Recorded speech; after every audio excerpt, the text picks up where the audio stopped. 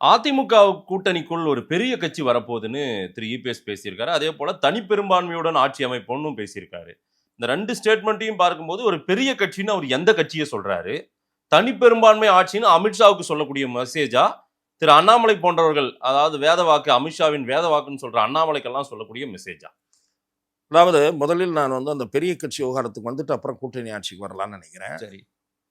தமிழகத்தில் இன்றைக்கு திராவிட முன்னேற்றக் கழகம், அண்ணா திராவிட முன்னேற்றக் கழகம் ஆகிய 2 கட்சிகளுக்கு அடுத்த நிலையில் குறிப்பிடத்தக்க வாக்கு வங்கி வைத்திருப்பதாக மிக பலராலும் கணிக்கப்படுகிற அரசியல் சக்தி தாவேகா. தாவேகாவுக்கு பிறகுதான் காங்கிரசினுடைய ஓட்டு பலம். காங்கிரஸ் தேசிய கட்சி என்கிற வகையிலே பெரிய கட்சி, ஓட்டு பலம் என்கிற வகையில் காங்கிரஸை விட தாவேகா பெரிய கட்சி. இப்படித்தான் நாம புரிந்து கொள்ள வேண்டும். தேசிய அளவில் பாரதிய ஜனதாவுக்கு அடுத்த நிலையில் இருக்கக்கூடிய கட்சி காங்கிரஸ் கட்சி. அந்த வகையில் அது ஒரு பெரிய கட்சி. தமிழகத்தில் பல்வேறு கருத்து கணிப்புகள் மூலம் காங்கிரஸை விட கூடுதல் வாக்கு வங்கி இருப்பதாக பல கணிப்புகள் வெளியிடப்பட்டிருக்கிற கட்சி தாவேகா. நீங்க